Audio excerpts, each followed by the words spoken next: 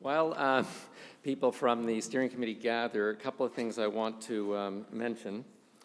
First of all, the very preliminary version of that document was actually written by about 6 different people, different parts written by different people. And so we needed an expert to make that into a coherent draft. And so I want to thank Cindy Moser, the manager of communications at the Institute for Work and Health, who was that expert who managed to stitch these 6 differently written pieces into a, we hope, coherent whole. So thank you, Cindy, back there. Thank you, Cindy. I also want to note that a French language version will come later in the process. So there will be later in the process a French language version of the strategy document. I also want to note that we have a number, of course, of steering committee members here who are going to be presenting highlights from the document, but there are 2 other members of the steering committee who are in the room who I want to thank now because they've done a lot of the work in terms of the organization of this conference. So maybe as I call their names, they can stand and raise their hands. Monica Winkler from CCRW. Monica. And Kathy Podkapayeva from the Institute for Work and Health at the back of the room there. Okay, so what we'll do, I think, is each member of the steering committee can introduce themselves in turn as they speak to their part of the document, and we will just move to the first. So Kathy Hawkins is going to talk about the first couple of aspects of this, starting with the purpose of the document. Good morning, everybody. So when we begin and talk about the strategy and what that looks like, one of the things that we wanted to articulate is that it's a strategic framework.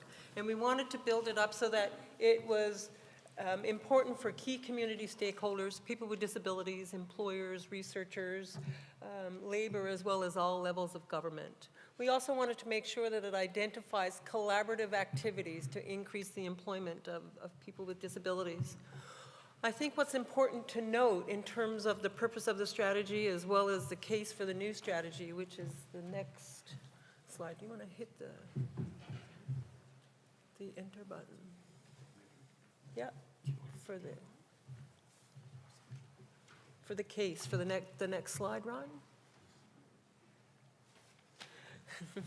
So it's important to think of this document as a snapshot in time, that it's a very fluid document, and while we recognize that there's been a new data set that's just been released, we want to make sure that it is as fluent as possible. So while this is just a snapshot, please recognize that information that connects with statistics will certainly change as the document lives and grows and as we continue to provide more consultation.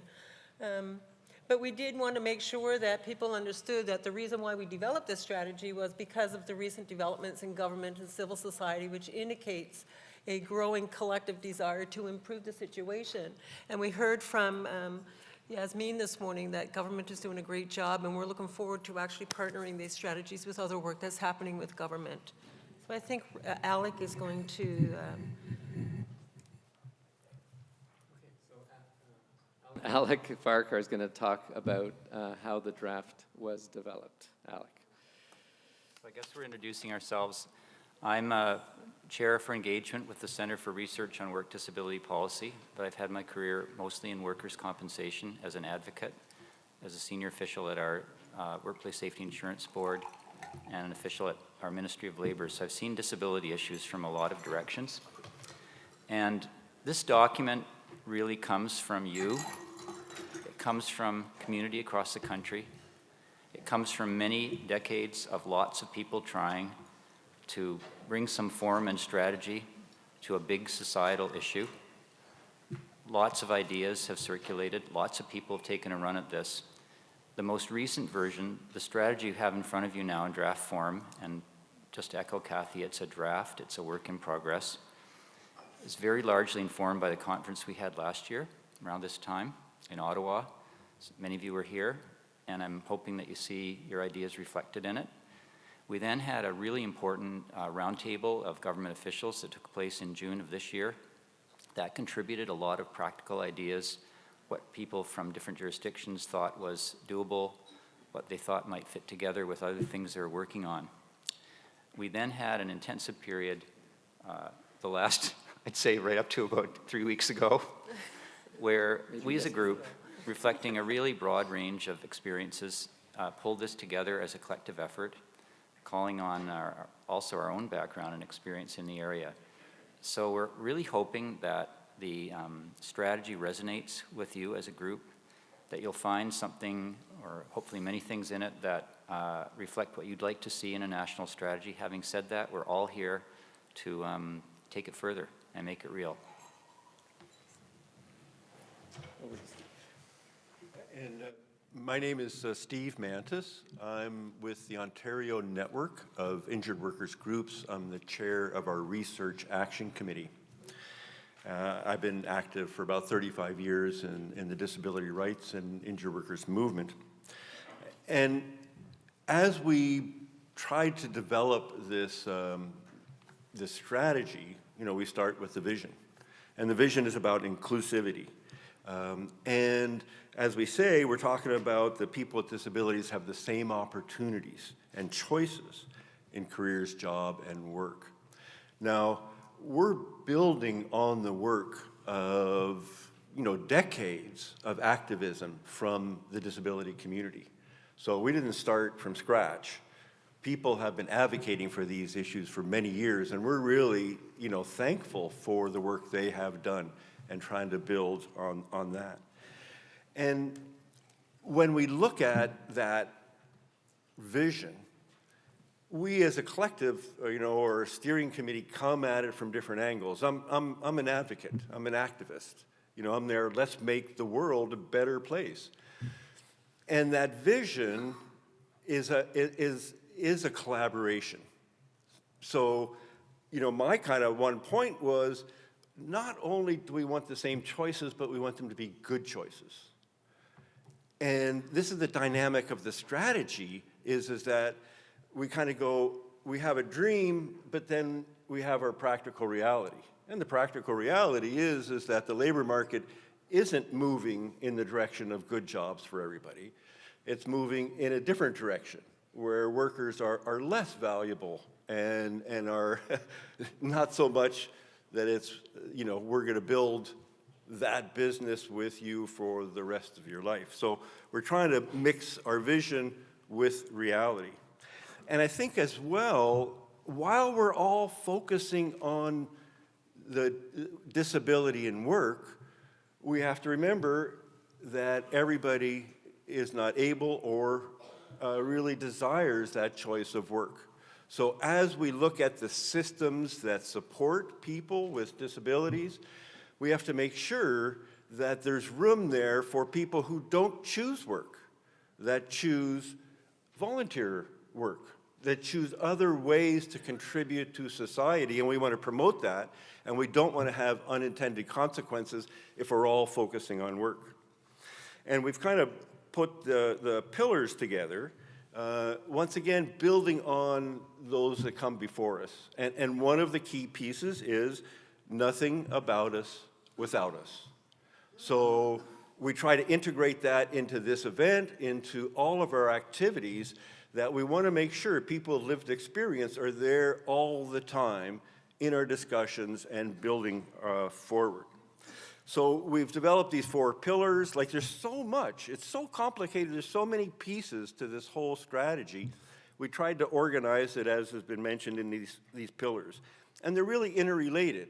You know, when you start looking at how this works, and we want, for each one of those pillars, we want to have goals and outcomes that are measurable.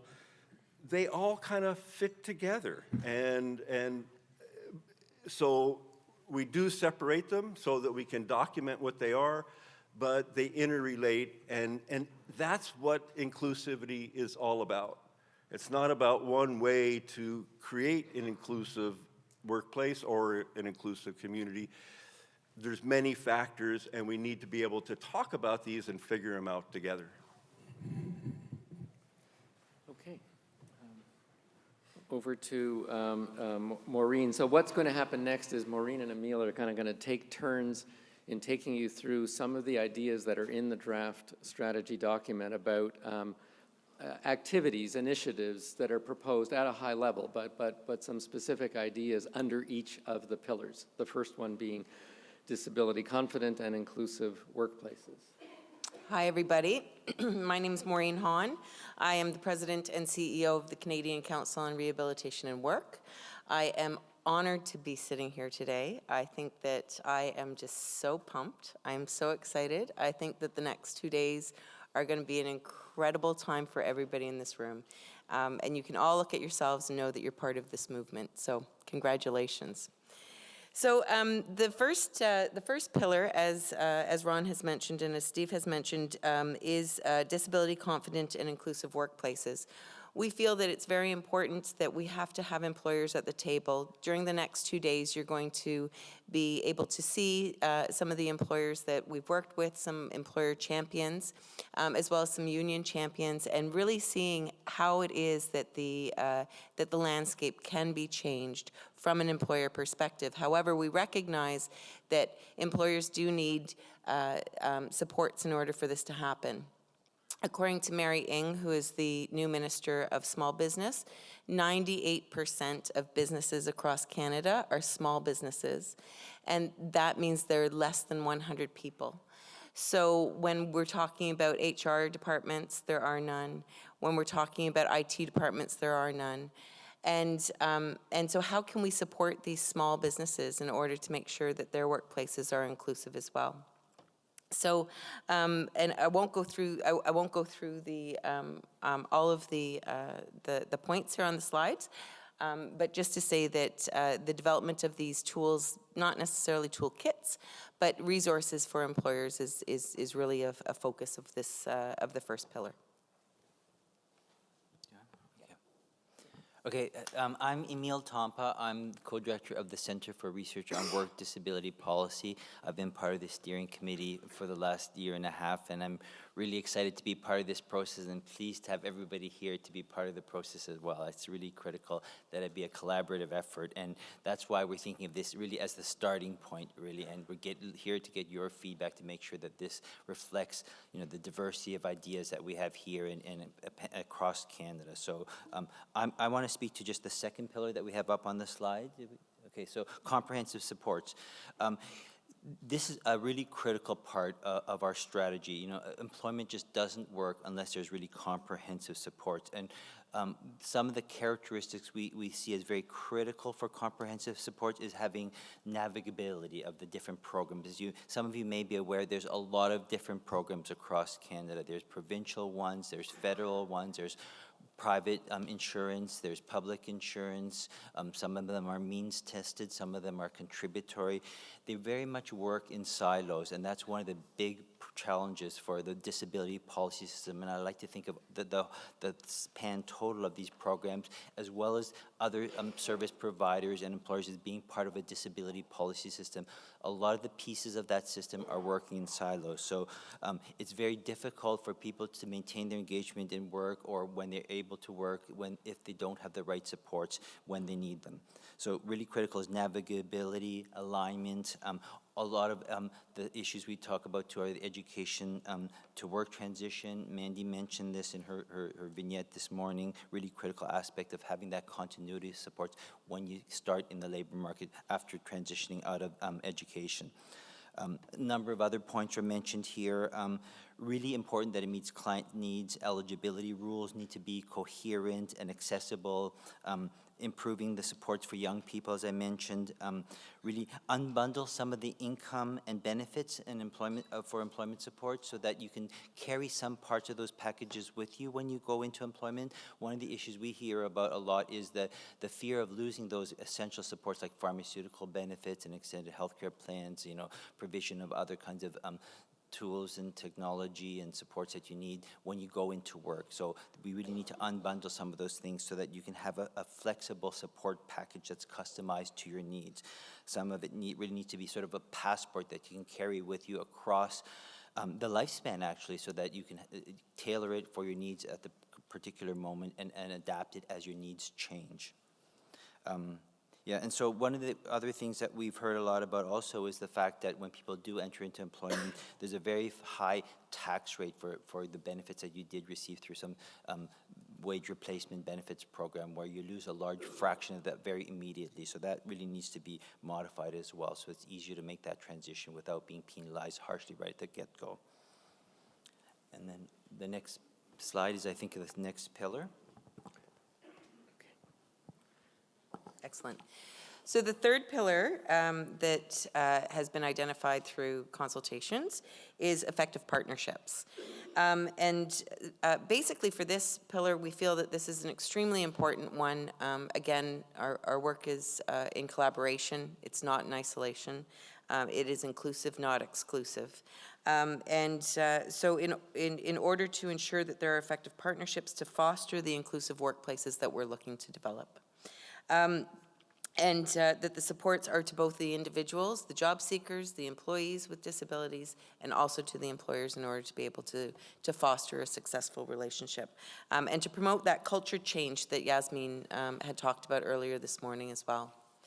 So a few of the key points, and it's actually it's the last point on the next slide, but really it should be the first point on the first slide, and that is that people with disabilities are involved in all the key activities that are proposed in the document that includes these partnerships, and that they're led by people with lived experience. The other few dots that we are very, very focused on is ensuring that governments are working together, municipal, federal, and provincial governments, and I'm so pleased to see so many of our colleagues here representing different governments over the next couple of days. Employer associations, leading employers, unions, our employer champions, our business leaders within the community, and also our educational institutions, so that we can talk about those transitions from work to school. Sorry, from school to work, sometimes back to school again. And then, of course, researchers. This has to be overlaid with research at every moment. We cannot continue to move forward without evidence-based information. We throw, with the new Canadian Disability Survey, CSD, we are so excited to be able to have that cutting edge information for us here at this conference, that we can then mull over and be able to make a plan going forward, again in partnership. And I think that the next pillar is yours. Yeah, and that's a good segue to the pillar 4, which is about measurement and accountability. And this is a critical element of the strategy. As we all know, if we can't measure it, we don't know how well we're doing, we don't know whether we're making progress, we don't know whether we're reaching our targets. So it's really critical that we have a good measurement and accountability framework underlying this pillar. We want to have obviously some baseline measures, set some goals, identify indicators, develop data sets. There's the new CSD data set that's out there, but obviously we need more than that. We need to have an ongoing monitoring and reporting system to make sure we're making progress, that we're reaching our targets, and that we're moving forward. There's a number of other points here. Develop an outcomes framework. What are our targets? What do we want to achieve, and in what kind of time frame? There has to be a tracking mechanism for that system. We want to identify key indicators and progress towards success and the desired outcomes. There's a list of them on this slide here. I think we have the number, we won't go through that list. We have to collect data also in a way that facilitates research. We really think of research as being an underpinning of our way forward in order to have an evidence base to show that we're making progress, that we can identify where there's still gaps that need to be filled, that we can see where the problems are, where people are struggling, so that that evidence base identifies where we still need to put more efforts out to make progress. Really important to identify the data gaps in order to better understand where we are and where we need to go. Creating a repository as well of that database, so that there's a place for researchers and others to access that data, to get a sense of what's available to measure key outcomes, what's there to measure the progress that we're making. We also thought about creating a guide for evaluation of initiatives too. So various stakeholders in the system, employers, service providers, will want to have a good sense of how they can evaluate whether they're doing well. So having an evaluation framework would be a really important part of that, the strategy as well. And then also telling stories of success linked to the ideas of case studies, you know, very much under that first pillar about disability confident employers. If we can tell those stories, we know what works well, we know what are the successes, we know maybe it'd be generalizable to other organizations as well. That's a really important part of it, to tell those stories and have a repository also of those success stories. Thank you to my colleagues on the steering committee. And so we do have some time to take questions. Oh, I'm sorry, I missed one. Sorry, Alec. Questions will wait, because the next piece is really important. Sorry, Alec. I mean, we're all here. We're here to try to get something done. We're many in the room have had the experience that not enough has been done. This is a very serious process the next couple of days. I'm pumped just like Maureen.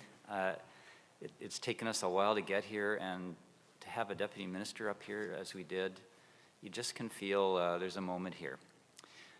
So this is real. Your input during this conference is real. We'll be revising the strategy based on that input. So really try to figure out what's missing, what could be improved, what you really like, you'd like to see more of, that kind of thing. Having said that, this is a relatively small circle of folks, even though it's a very important one. And we'll be looking at a consultation across Canada early in 2019. We'll be counting on everybody in this room to help make that consultation real out in the world, real in your networks, real in your communities, real with folks who may not have the voice that you have, and whose voice we really want to be heard. A vital aspect of what we're proposing is that at this point in time, this national strategy will not be a mandatory one. That is, it will start off voluntary.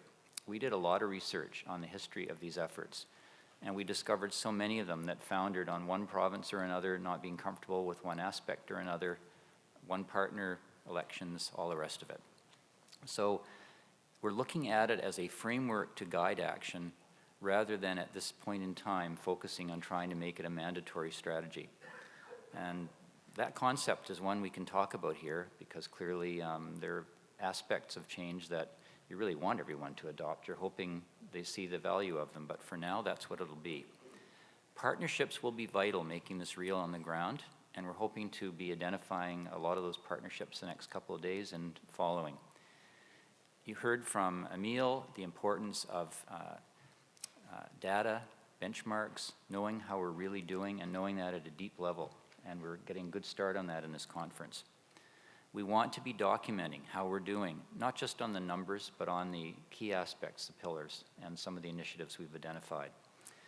And we want to figure out a way to make sure that progress really is made and we gradually move toward a more consistent, effective approach along the lines indicated. And with that in mind, we'll be organizing another conference around this time next year, and it will be very different. It will be after a strategy is out there, after some folks here have started working with it, after we try to make it real on the ground, and we'll be talking very concretely on how we're doing, gaps, issues, where to go from here. So we're on a journey together here, and it's not a bureaucratic journey, it's a human journey, it's an economic journey, it's big, and we need everybody on that journey, and just tremendously looking forward to your participation in the next 2 days. Thank you. Okay, now I will thank my colleagues on the steering committee. Sorry again, Alec.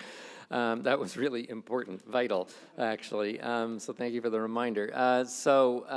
For the outline of the highlights of the draft strategy document.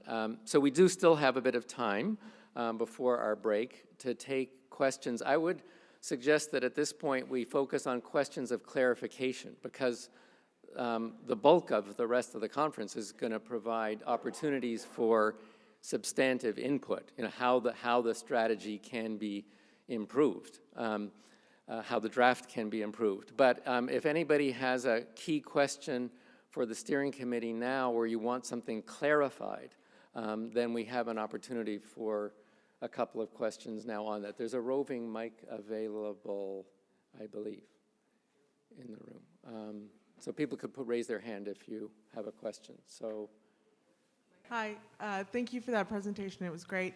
I was wondering if you could speak more to the aspect of the strategy not being mandatory. I'm just concerned about what's the buy-in if it's not necessarily mandatory or supported by some sort of enforcement. Maybe I'll start. We thought a lot about this. As part of the preparation of the strategy, we did some great research at Center for Research on Work Disability Policy, where we look back over, I think, over 30 years of efforts to put together national strategies. This is not the first. I myself was involved in some of them, and I'd even forgotten aspects of them. Often, the bigger and the better framed it is, the more complex it is, the tougher it is to get enough buy-in to make it real on the ground in any reasonable period of time. The fact that it's not mandatory doesn't mean we don't hope that it will become real, and we don't hope that parts of it will get adopted. So for example, there might be a part of it about navigability of programs or portability of supports that really gain traction in one province or territory or federally, not in others for a while. And then there's some experience we can build on. So we're looking to this conference in December next year as an opportunity to take a look at some early adoption that we could get adopted elsewhere as we gradually move toward making it, I would say, mandatory might even be not a great word. I look at it as making it part of the fabric of society. I mean, you had a deputy minister up here very articulately showing her vision for making what we're talking about way more than a strategy, making it part of ordinary daily life. Build on that? go ahead, Steve. I think the other part is that we realize we have no power to make anything mandatory. Like, we're all volunteering here, and so if any one of the sectors in society say, this is the way we're going to do it from now on, great. But we don't have the power to do that. So really, we're trying to say, let's work together to bring us to the place. So, you know, the legislation passed, what, yesterday, or the protocol was, so yeah, I'm all in favor of having mandatory pieces in society, but we can't make that happen as 5 people up here at the front of the table. All of us together say, this is the way we want it, let's do it. And if I could add one thing to what Steve just said, I think one of the things we are trying to do, recognizing we don't have the power to make it mandatory, really. We collectively don't have the power to make it mandatory, but we are trying to design a document that reflects shared values and to develop a process where we can work towards consensus and get buy-in. And we tried to design the document at a fairly high level so that there would be opportunities to tailor specifics under each of the initiatives that are outlined in the document. The specifics might differ in different jurisdictions, but the principles, we're trying to get buy-in to the high-level ideas where action needs to happen. So our intent is to work with you to get towards that consensus and that buy-in. I just want to add too, I guess there's strength in numbers, and so there's a lot of you out here, and you link up with your colleagues in your jurisdictions, and hopefully, you know, if there's enough of us working together on that same path, it'll become more compelling case. Some of the ideas we had was also to think about some easier wins at the short run. So our strategy has a timeline, and think about what we think we're capable of accomplishing in the short run, midterm, and longer run, and think about those easy wins for the front end to show that it's a compelling strategy, that it's worth undertaking, that there's win-wins for a lot of the stakeholders, that if we all work together, that we're all going to do better as a society. So hopefully we can find those first ones to take on as a challenge at the front end, and then move to those more difficult things such as navigability of the programs that I talked about, which might be a big challenge for the various jurisdictions. So thank you for the question. That was clearly a kind of fundamental question. Thank you. We do have time for at least one more. I'm not sure who was, okay, great. Hi, good morning. I want to say what an impressive piece of work this is. This is a tremendous compilation of the work that's been done to date, and I think it's actually even more impressive when you look at the connection that you've made with the International Convention on Persons with Disabilities. So the question I have is, it relates to the measurement and accountability, because I personally feel that this is going to be the greatest lever that we have, is making known to others where the progress has been achieved and what are the statistics around that. So my question in relation to that is, are you planning on collecting disaggregated data with respect to the different disabilities? And I ask that question because in the International Convention, they do specifically talk about collecting disaggregated data. And I personally think that if we're really going to track progress, we have to look at the difference between employment rates of and job satisfaction and so on of persons with for instance, a mobility disability who has, like Mandy, 2 degrees, and the progress made by a person who with an intellectual disability who probably doesn't have a high school diploma and who has probably the most difficult time getting into the workforce, as evidenced by how marginalized this population is and what a low employment rate they have. So my big preoccupation is how can we ensure that we disaggregate the data that we collect so as the progress of persons with different types of disabilities can be adequately tracked, and so it doesn't actually mask, by having a total number, we don't accidentally mask the progress of the various types of persons with disabilities. I'll start being the researcher on this panel. That's a fabulous point, really, really critical.